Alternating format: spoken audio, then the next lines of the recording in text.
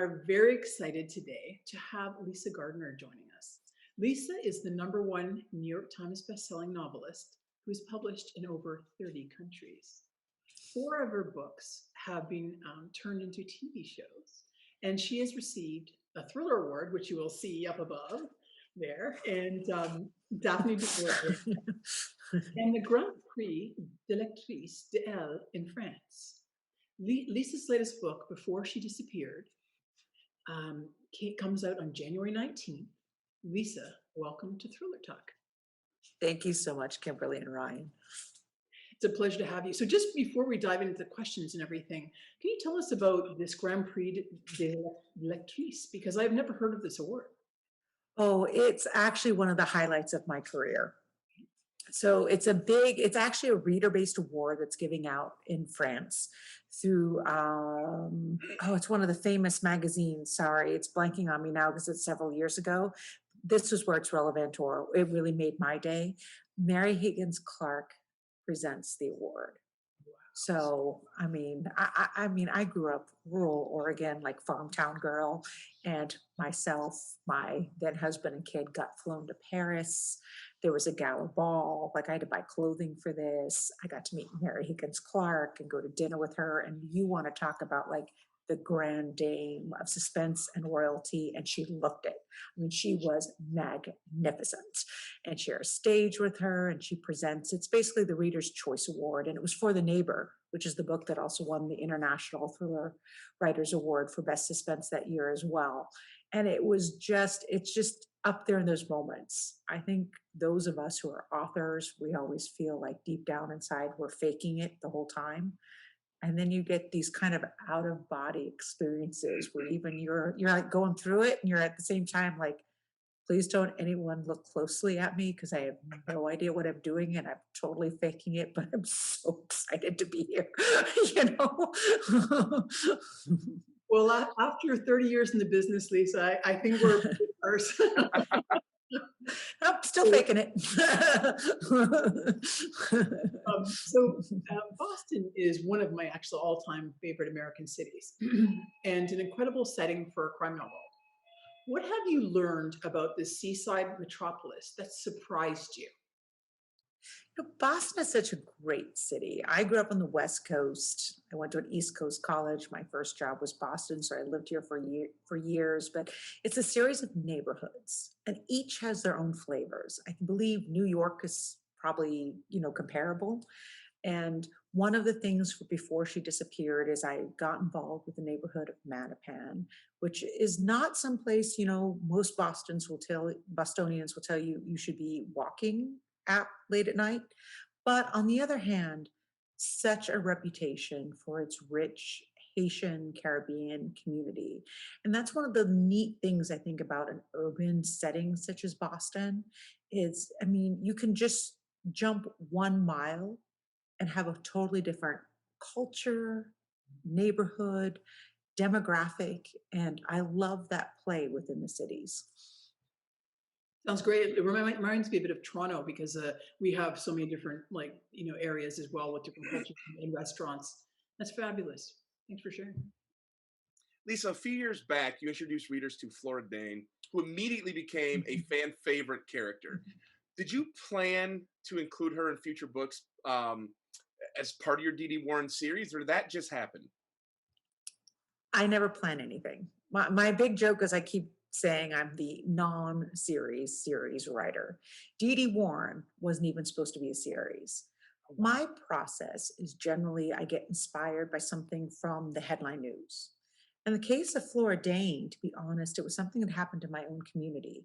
And it had a happy ending, so to speak, but it was very shocking. A couple years ago, 3:00 in the afternoon on a bright Friday, which I use a little bit Before She Disappeared as well, a high school my daughter's at now, so it makes you feel really good as a parent, was walking home and disappeared. Oh. She was kidnapped and held for 9 months by a guy who was found who lives 10 miles from me, also makes you feel really good, was actually keeping her held hostage in he had bought one of those rented storage units. But we as a community went through this. I live in a small town. You know, we're defined by the hundreds.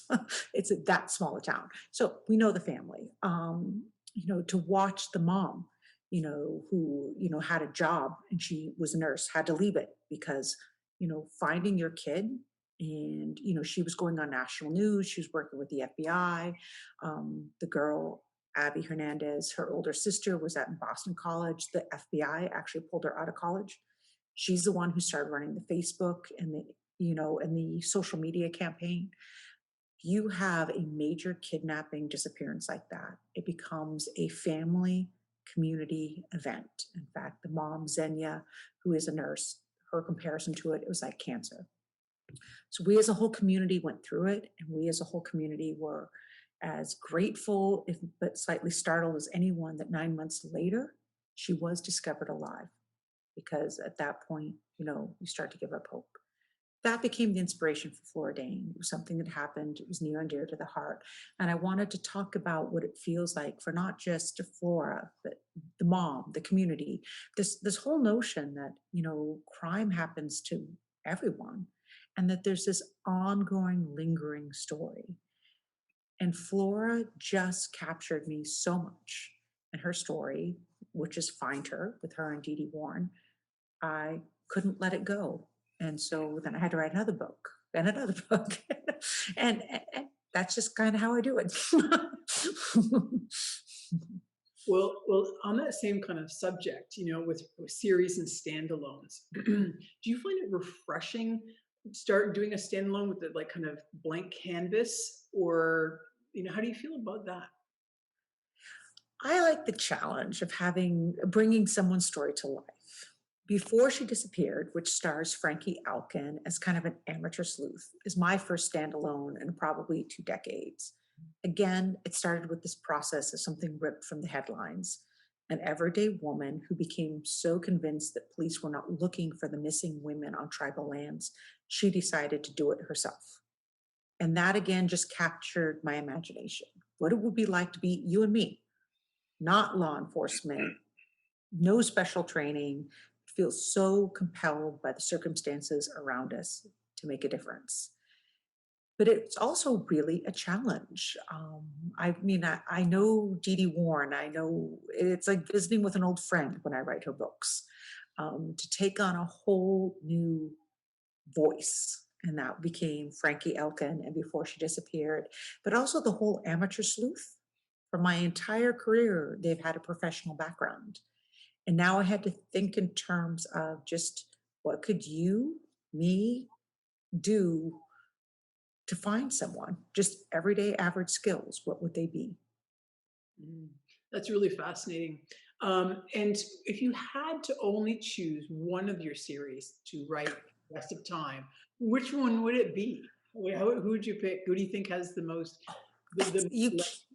That's evil. That's an evil question, Kimberly. That's like saying, of my 6 children, Ryan, this is the one I like. I mean, you can't answer questions like that. I refuse on the grounds alone. They're all equally beautiful. That's my story, and I'm sticking to it. I'll follow up to that. I mean, with so many books under your belt, then looking back at them, is there one that stands out, either any one book or any one series, that was particularly hard or challenging for you to write? I do have a favorite book. I don't talk about it very much because, again, it feels if you're an author, like you're like, you know, selling out one of your children. No, we're dying to know now, though. So my books have been ripped from the headlines. So years ago, I was responding to a trend we were seeing in the news, very sadly, of women killing their own children. Diane Downs, and we had, I'm sorry, this is probably 10 years ago now, the case in Florida, Kaylee. The mom was suspected of killing her, but ended up getting off. Oh, is it Casey Anthony? Yeah, Casey Anthony. Sorry. Thank you very much. That's perfect. So I started researching that. Kind of for me, sometimes being a thriller writer, it's trying to get information, but also almost right through to closure.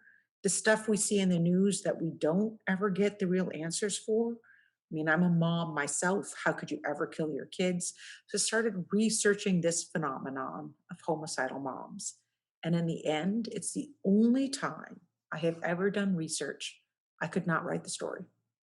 I just, I mean, I know there's a psychology behind it and whatnot, but in the end, to me, most parents would go to the end of their earth to save their child. So that's the book I wrote instead. So it's called Love You More, and it's the first book for Tessa Leone, and she is a Massachusetts state trooper that's being accused of killing her own daughter. And it started in this really kind of dark research place, and then it became all about how far a mother would go to find her own daughter. And I have to say, that's the book that will always be near and dear to my heart. It's probably the most personal because that was the mom in me writing as well. God, I love that. There's gonna be a lot of people watching this. They're gonna run out to buy that book too now, for sure. It's actually one of my personal favorites, and you will never listen to the song "All I Want for Christmas Is My Two Front Teeth" ever again. And that's the book I got to go to the body farm in, so it's kind of worth it for that alone. But oh yeah, but order before she disappeared. Puppies. So you live in the very picturesque New Hampshire area, and you have a passion for hiking. Do you find like rhythmic activity is known to help you think and produce ideas? Do you find it really helpful to hike when you have plot issues you're trying to work out? Absolutely. I think one of the things, if you're in commercial fiction, if you're someone who's producing a book a year, we'll joke that you can't afford writer's block, but really that's kind of a fancy way of saying you need to figure out your process for writing. And part of that process is being inspired and how to troubleshoot. And for me, over the years, 30 years later, I don't know how to sit and do Zen or mindfulness or all the stuff people talk about. And I'm so happy for them. I can hike though. I mean, it's that active meditation, I believe it's called. So work some in the morning, get stuck, get frustrated, wonder why I ever became a novelist, and then go hit the mountains. And in the course of doing that and that kind of kinetic motion, like you said, Kimberly, solve your problems. Inspiration is key if you're a novelist, and you need to just find the system that works for you. And do you have any dramatic stories that you can share from your hikes at all? Oh, the book I'm working on right now. Okay, so most of my books are more abstract, but some get to be closer than home, since as Flora's story being based on a local kidnapping. So Frankie Elkin, the star of Before She Disappears, gets to continue for another book, because then I read about this phenomenon of other missing persons cases that fall through the cracks, has to do with the number of missing people in the woods. So I'm a hiker. The truth is, if a hiker sets out and gets lost or doesn't return home, you have about a 3-week window. And then really they can't afford ongoing searches. But if you're the family of that missing person, that is so difficult. You don't have a body, you don't have answers, you don't have closure. So there's this whole thing where we have, thousands of people that have gone missing on national public lands who've never been seen again. And there are actually private foundations now that fund ongoing search efforts, because you can imagine if you're a family, you want your loved one back. So that's what I'm researching for the next book. So I've been dealing with search and rescue experts in New Hampshire. And the first thing they told me as a hiker, it's like, love this, great, is anytime you launch a major search for a new missing persons, you're going to find a body, but it won't be the body you're looking for. There's just that many bodies in the woods. So that's what I think about now when I'm hiking. What dead person can I just not see right out of reach? Well, I don't hike. That's my new excuse in 2021. Didn't hit that weight loss resolution. I couldn't hike. There's bodies in those woods, man. And you'd be right. Yeah. Lisa, so I saw a lot of rumors on social media, and I got this question a lot. So I don't want to give anything away, but I think a lot of readers are definitely wondering if after your last book, When You See Me, if that series or some of those characters are in fact done. Is that the case? Can't say that. Again, I'm the non-series series writer. I don't look ahead. I mean, I never meant for anything to become ongoing or continuous. So I don't know. I think for me, my characters become like children. So Kimberly, Quincy, Dee Dee Warren, Flora, and in particularly, the girl with no name from When You See Me. I can see reasons why I might visit them again. The But I doors. don't have plans either. I think most readers will take that. I think a lot of your fans will be happy with just that. And before she disappeared, you focus on a Haitian young girl, Angelique. How did you do the research for this? And I find that culture actually quite fascinating. So some of the research for Before She Disappeared came out of this phenomenon, which is in missing persons cases, uh, where you disappear, socioeconomics, race, gender actually play a huge role in how active your case is going to be investigated. So hence I had read this about this woman, Lisa Yellowbird Chase, who on tribal lands was obsessed with the fact that so many Indian women went missing and no one was even looking for them. So I wanted to come up with a community in Boston where someone might disappear, a 15-year-old girl, and it wouldn't make national headlines. And how heartbreaking and sad is that, that any kid goes missing and the rest of the world never even knows about it. And Mattapan, with its rich Haitian community, kind of fits those demographic needs. But also, as someone who lived in Boston, you know what a great, amazing culture it is.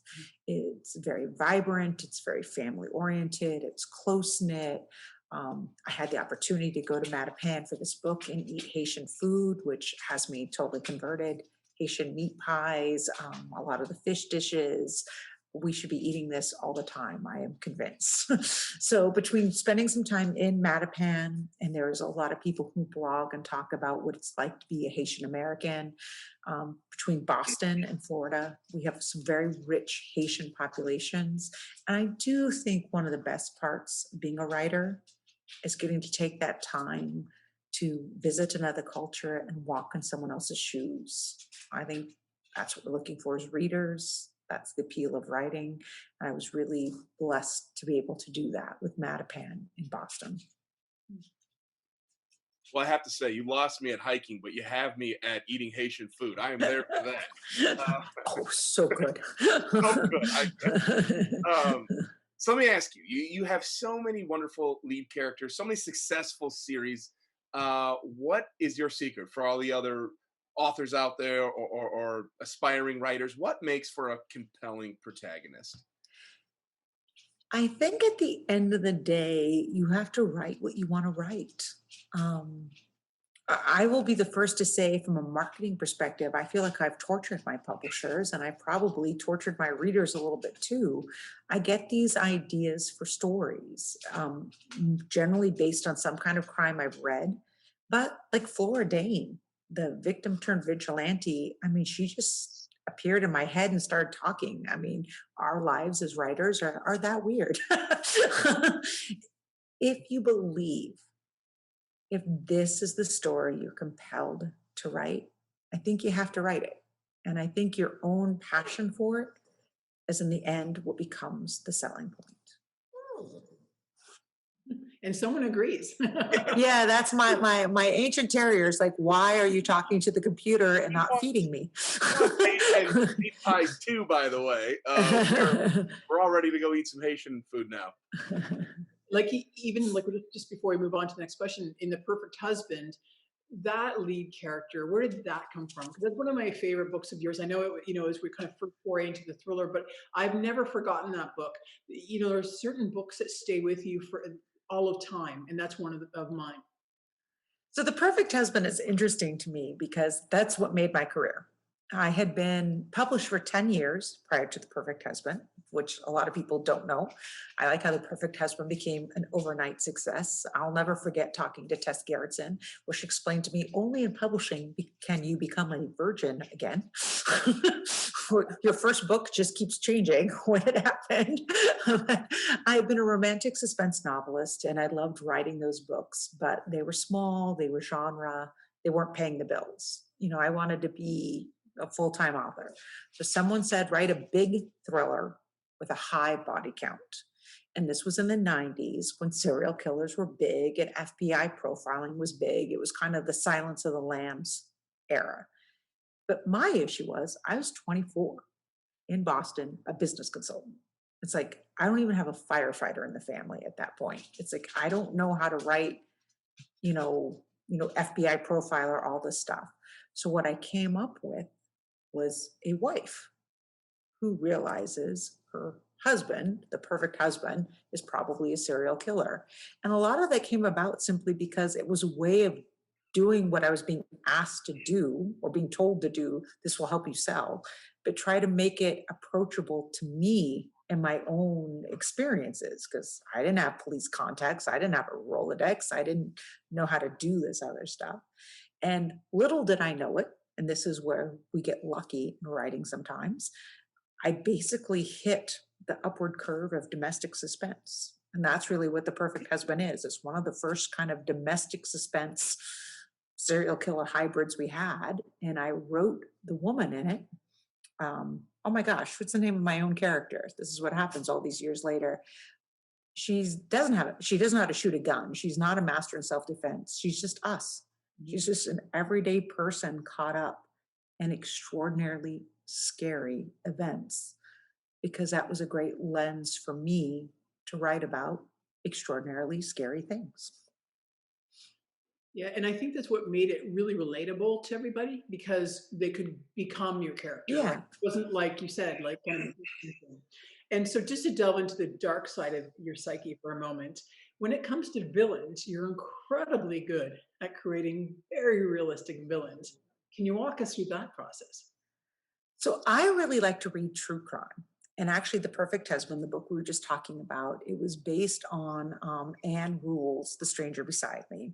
And thanks to the International Thriller Writers, I got to meet Anne Rule several years ago. We shared key lime pie. It was really one of the highlights of my career, up there with meeting Mary Higgins Clark.